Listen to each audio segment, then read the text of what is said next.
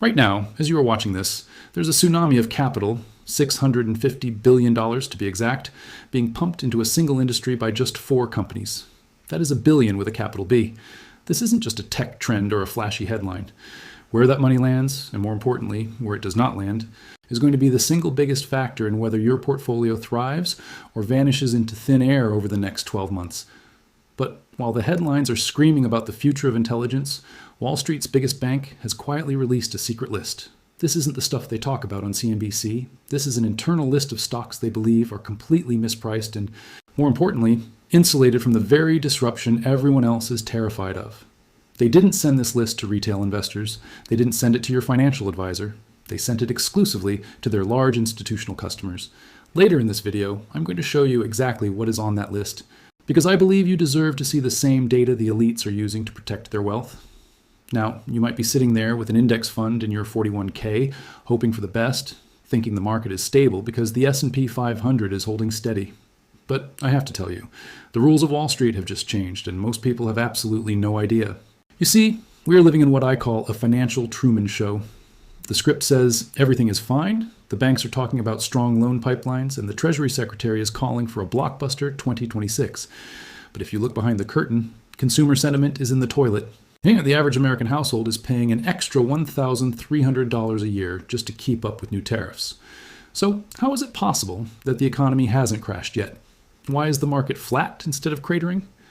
There are 3 invisible pillars, 3 massive scaffolds, holding this entire building up. If even one of these pillars cracks, the floor drops. But there is one pillar in particular, the 3rd one, that no one is talking about publicly. It involves a secret button the administration is holding that can pause a market crash in 90 seconds. But here is the danger. What happens if they hit that button and nothing happens? We will get to that suicide switch in a moment, but first, we have to look at the sheer scale of the money being burned. Let's talk about pillar number 1. We aren't talking about chatbots writing your emails anymore. We are talking about Microsoft, Amazon, Alphabet, and Meta spending more than $600 billion this year alone on AI infrastructure. To put that into perspective, that is more than the entire gross domestic product of Sweden. Every cracker bread, every car, every piece of furniture that entire nation produces in a year is less than what 4 guys in Silicon Valley are spending on microchips and data centers. Goldman Sachs says this matches the 1990s telecom investment boom. Now, if you remember how that ended, you should be sweating right now. These companies are calling it a generational opportunity, which is banker speak for we have no idea if this will ever pay off, but if we don't spend the money and our competitors do, we are toast. This is a cycle of forced spending that accounted for 40% of gross domestic product growth last year. But this creates a massive risk that almost no one is pricing in, concentration fragility. When 4 companies are the only thing keeping the lights on in the American economy, what happens when they decide they've bought enough chips? JP Morgan AS internal data shows that a very specific trade, buying semiconductor stocks and shorting software companies, has already made 35% this year. But both of those sectors have now reached what we call historical extremes. This is where the opportunity lies. When things reach an extreme, they snap back. The smart money isn't buying the hardware anymore. They are looking at the software companies that are currently lying on the floor, bleeding and beaten to within an inch of their life. But you can't just buy any software company. Many of them actually are going to die. The secret list I mentioned earlier identifies the ones that are AI-proof. But before we can look at those specific stocks, we have to answer a much more uncomfortable question. If the economy is being propped up by $600 billion in tech spending, why does the average person feel like they are drowning? Why is there such a massive gap between the stock market and your bank account? The answer lies in the 2nd pillar, and it involves a statistic about the top 10% of Americans that is both impressive and terrifying for the future of the middle class. If you think the wealth effect is just a theory, wait until you see what is happening to consumer spending right now. It is the only reason we aren't in a deep recession today, but it is also creating a trap that could snap shut by the end of this year. We just touched on the staggering amount of money tech giants are pouring into the system, but that only explains one side of the ledger. It explains the supply side of the economy. But for an economy to actually function without collapsing, someone has to be buying. Someone has to be swiping plastic. And this is where we find the 2nd pillar, holding up this financial Truman Show. And frankly, it is the most lopsided statistic in modern economic history. Did you know that the top 10% of American households are now responsible for driving half of all consumer spending in the entire United States? Think about that for a second. 10% of the population is carrying 50% of the weight. This is a record and not the kind you want to celebrate. Consumer spending is the absolute lifeblood of the United States economy. It represents more than 2/3 of the entire gross domestic product. So, when the government and the Treasury Secretary stand up and shout about a blockbuster 2026, they aren't looking at your bank account or mine. They are looking at the portfolios of the people who own the assets. This is what economists call the wealth effect. It is a psychological loop. When the stock market stays flat or edges higher, and when home values continue to climb because of a lack of inventory, the people who own those stocks and homes feel rich. And when people feel rich, they spend money. They buy the new car, they book the luxury holiday, and they upgrade the kitchen. That spending shows up in the official data as economic growth, which gives the Federal Reserve and the government the cover they need to say the economy is resilient. But here is the open loop that should make you very nervous. What happens when the top 10% stops feeling rich? We are seeing the data right now. While the top tier is increasing their spending by 10% year over year, the spending by lower and middle income households is actually in a state of decline. The middle class is being inflated away. They are paying more for eggs, more for insurance, and more for energy, which means they are buying fewer things. The economy is currently a two-speed engine. One half is screaming at 200 miles per hour, and the other half has a blown head gasket and is smoking on the side of the road. As long as the fast half stays fast, the engine keeps turning. But JP Morgan's internal notes have flagged a specific saturation point for this wealth effect. There is a specific number, a level on the S&P 500, that, if breached, would cause the top 10% to stop spending overnight. If that happens, the 2/3 of our economy driven by the consumer doesn't just slow down, it vanishes. Now, I promise to tell you why this might not be good news for the average American. It is because we are living in a system that is fundamentally unfair. If you have capital, you are invited to the party. If the government pumps the market to keep the wealth effect alive, your net worth goes up. But if you're working for a wage, you're watching the cost of living rise while your purchasing power shrinks. You are getting proportionately poorer every single day the market stays stable. You might be wondering, why doesn't the government just fix this? Why don't they lower the costs for the average person? Well, that brings us to the most controversial part of this entire deep dive. There's a theory circulating on the trading floors of banks like Goldman Sachs and JP Morgan. It is a theory about a backstop button, a literal policy tool that the current administration uses to keep the market from tanking whenever it gets close to a danger zone. We saw it happen in 2025. Do you remember when the tariffs were announced and the market started to freak out? The S&P 500 began to slide, and it looked like the big one was finally here. Then, suddenly, a 90-day pause was announced. The market didn't just stop falling, it posted its biggest daily gains since the financial crisis of 2008. This wasn't an accident. This was a calculated move to protect political approval ratings by protecting the stock market. But here is the terrifying question that Wall Street is whispering about behind closed doors. Is this backstop button actually making the eventual crash worse? By preventing the small fires? Are they just piling up the dry brush for a massive forest fire that no one can put out? And more importantly, there is a black swan event scheduled for later this year that could take the backstop button completely offline. Most people think the biggest risk to the market is interest rates or inflation. They are wrong. The biggest risk is a specific shift in the institutional liquidity cycle that is set to happen in the next 3 months. If you don't know what that cycle is, you are essentially flying a plane in a fog bank without a radar. Before we reveal that liquidity trap and the third pillar that is currently acting as the economy suicide switch, we need to look at the list. I told you JP Morgan has a basket of stocks they are buying right now, stocks that they believe are mispriced. These aren't just random companies. They are the businesses that provide the picks and shovels for the AI revolution without being exposed to the AI hype. If you are worried about AI taking your job or destroying your tech stocks, you need to see how the smart money is positioning themselves. They aren't buying the flashy robots. They are buying something much more boring and much more profitable. We are talking about financial infrastructure and cyber defense. But why these sectors? Why is JP Morgan betting billions on companies that help other businesses manage their data rather than the companies creating the data itself? The answer involves a concept called attack surface expansion. As AI creates more data and more automation, it creates more ways for things to go wrong. It makes hacking easier and more frequent. Therefore, the walls have to get taller. While everyone else is betting on who will win the AI race, the banks are betting on the companies that build the stadium and the security for the race. But even these safe stocks are vulnerable if the third pillar fails. This third pillar is psychological, but it is more powerful than any bank balance or interest rate cut. It is the belief in the floor. It is the collective delusion that someone will always step in to save us. But what happens when the someone, the government or the Fed, runs out of bullets? What happens when the backstop button breaks? There's a specific date on the calendar, tied to the upcoming midterms, and a change in the Federal Reserve leadership, where the psychological floor could vanish in a single afternoon. If you are positioned for a blockbuster 2026 and that floor disappears, you won't have time to sell. So we have to look at the third pillar, the policy release valve. We have to understand the Truman Show script for the next 6 months, because if you know the script, you can see the ending before the rest of the audience. We are going to break down exactly how the smart money traders are preparing for the moment the backstop fails, and why they are currently scrambling to get their hands on one specific asset that has nothing to do with tech, AI, or the United States dollar. Can you guess what it is? It is the one thing every central bank on the planet is buying in record quantities right now, and it isn't Bitcoin. We will reveal that ultimate hedge and the final piece of the JP Morgan list in the next section. But first, let's look at the obsolescence narrative that is currently driving software stocks into the dirt, and why JP Morgan thinks this is the greatest buy the dip opportunity of our lifetime. If, and only if, you know which companies are actually going to survive the transition. We have looked at the massive corporate spending and the top-tier consumer wealth keeping this financial Truman Show on the air. But now, we have to look at the third and final pillar, the one that acts as the economy S policy release valve.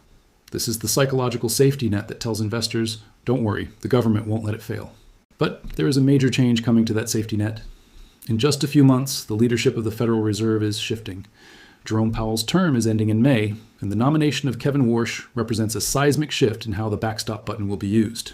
Warsh is known as a triple threat elite, a man who has navigated Wall Street, the White House, and the Fed.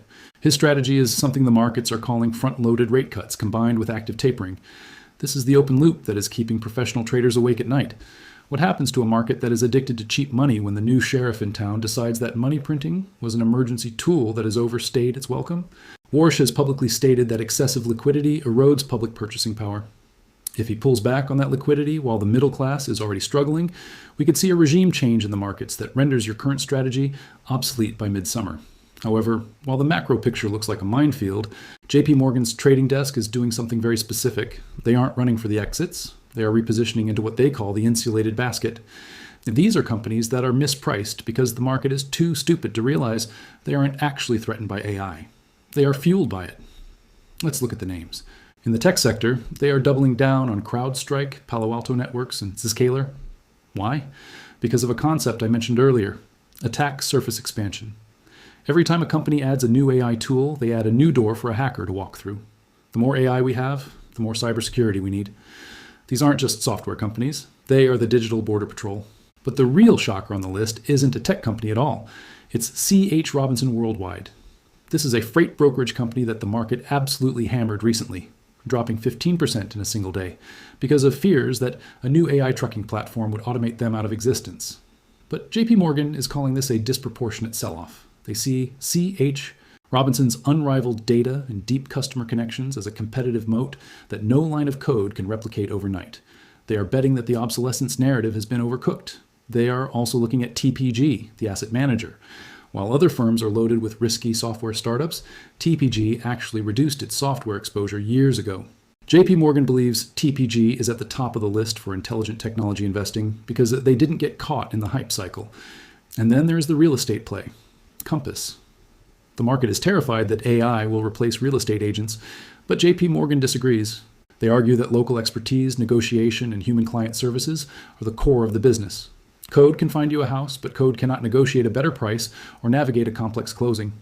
But even with this insulated basket, there's one danger that could wipe out these gains in an instant. It is the institutional liquidity trap I mentioned. Right now, there is a specific date on the calendar where the liquidity provided by the backstop button is scheduled to reset. If the new Fed leadership shifts too fast, the carry trade could implode, leading to a leverage purge that would make the October correction look like a walk in the park.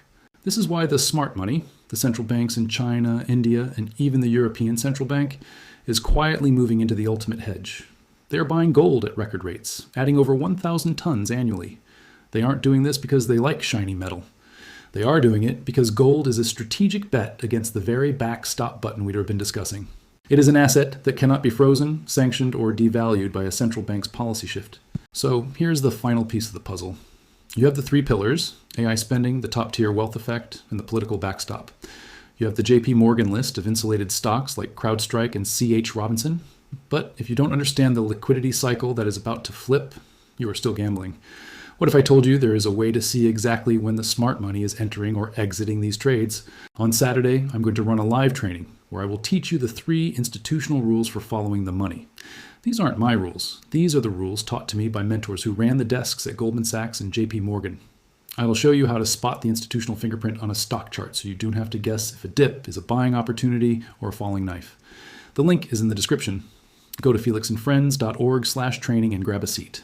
We haven't done this for a European and East Coast audience in 6 months, and the room will fill up fast. Be on time.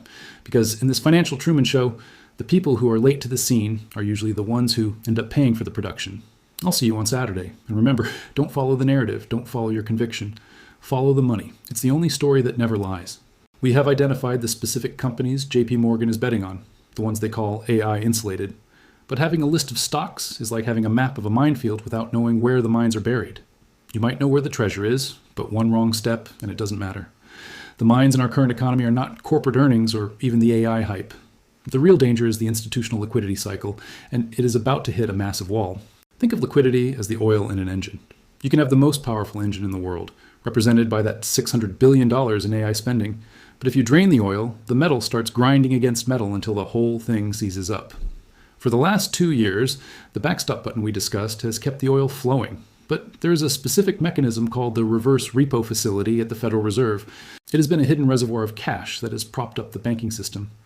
Here is the open loop that almost no retail investor is watching. That reservoir is nearly empty. When that cash runs out, the backstop button doesn't just stop working, it reverses. Instead of the government supporting the market will have to start supporting the government's massive debt. This creates what Wall Street calls a liquidity trap.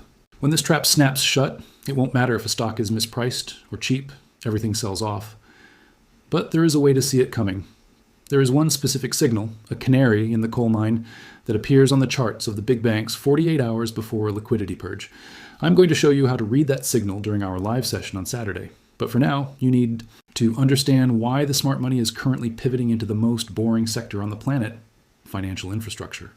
JP Morgan is screaming about names like the Bank of New York Mellon, NASDAQ Inc., and S&P Global. Why? Because these are the toll booths of the financial world. Whether the market goes up or crashes into a heap, people still need to trade. They still need credit ratings and they still need data. These companies don't care about the Truman Show script. They get paid regardless of whether the movie is a comedy or a tragedy. They are AI proof because AI actually requires more of their data to function. But even these toll booth stocks aren't the final answer. There is a black swan event scheduled for the 4th quarter of this year that is tied to the transition of the Federal Reserve chair. We are moving from the Powell era of wait and see to a potential Warsh era of fix it now. This transition is the moment the psychological floor could crack. If the new Fed leadership decides to prioritize the value of the dollar over the level of the S&P 500, the wealth effect we talked about, the only thing keeping the top 10% spending, will evaporate. This leads us to the question you should be asking. If the floor is going to crack, where do I put my money right now? The answer is the ultimate hedge.